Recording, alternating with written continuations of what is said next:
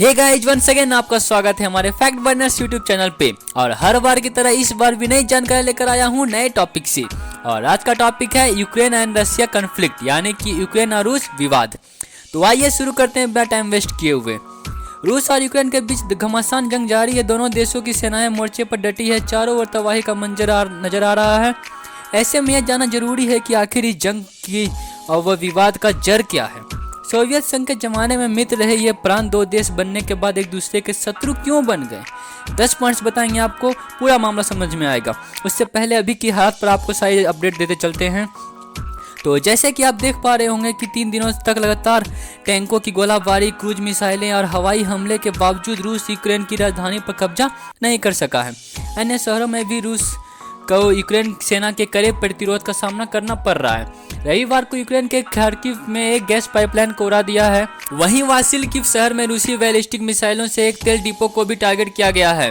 शनिवार को भी कीव पर लगातार मिसाइलें दागी गई। इनमें से एक मिसाइल कीव के बाहरी इलाके में स्थित एक आवासीय बहुमंजिला इमारत की 16वीं और 21वीं मंजिल के बीच से गुजर गई और इमारत की 2 मंजिलें आग से घिर गई।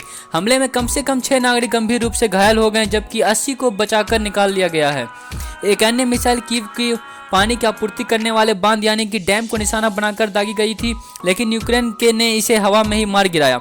देश के इंफ्रास्ट्रक्चर मंत्री ने बताया कि अगर यह मिसाइल निशाने पर गिरती तो कीव के उपनगरों में बाढ़ आ जाती। वहीं रूस के रक्षा प्रवक्ता इगोर कोनावेंसेंकोव ने फिर दावा किया कि रूसी मिसाइलें सिर्फ यूक्रेन के सैन्य ठिकानों को निशाना बनाकर दागी जा रही है। ऐसे में आपका यह जानना जरूरी है कि आखिर इस विवाद की जड़ें क्या है। तो चलिए शुरुआत करते हैं। सोवियत संघ के जमाने में कभी मित्र रहे ये प्रांत दोनों देश बनने के बाद एक दूसरे के शत्रु क्यों बन गए। 10 पॉइंट में समझिए पूरा मामला। पॉइंट नंबर 1, यूक्रेन की सीमा पश्चिमी में यूरोप और पूर्व में रूस से जुड़ी हुई है। 1991 तक यूक्रेन पूर्ववर्ती सोवियत संघ का हिस्सा था। पॉइंट नंबर 2, रूस और यूक्रेन के बीच तनाव नवंबर 2013 में तब शुरू हुआ जब यूक्रेन के तत्कालीन राष्ट्रपति विक्टर यानुकोविच का कीव में विरोध शुरू हुआ, जबकि उन्हें रूस का समर्थन था। पॉइंट नंबर 3, यानुकोविच को अमेरिका ब्रिटेन समर्थित प्रदर्शनकारियों के विरोध के कारण फरवरी 2014 में देश छोड़कर भागना पड़ गया था। पॉइंट नंबर 4, इससे खफा होकर रूस ने दक्षिणी यूक्रेन के क्रीमिया पर कब्जा कर लिया। इसके बाद वहां के अलगाववादियों को समर्थन दिया। इन अलगाववादियों ने पूर्वी यूक्रेन के बड़े हिस्से पर कब्जा कर लिया। पॉइंट नंबर 5, 2014 के बाद रूस समर्थक अलगाववादियों और यूक्रेन की सेना के बीच होनबास प्रांत में संघर्ष चल रहा था। पॉइंट नंबर 6, इससे पहले जब 1991 में यूक्रेन सोवियत संघ से अलग हुआ था, तब भी कई बार क्रीमिया को लेकर दोनों देशों में टकराव हुआ था। पॉइंट नंबर 7, 2014 के बाद रूस व यूक्रेन में लगातार तनाव व टकराव को रोकने व शांति कायम कराने के लिए पश्चिमी देशों ने पहल की। फ्रांस और जर्मनी ने 2015 में बेलारूस की राजधानी मिन्स्क में दोनों के बीच शांति व संघर्ष विराम का समझौता कराया। पॉइंट नंबर 8, हाल ही में यूक्रेन ने नाटो से करीबी व दोस्ती गांठना शुरू किया।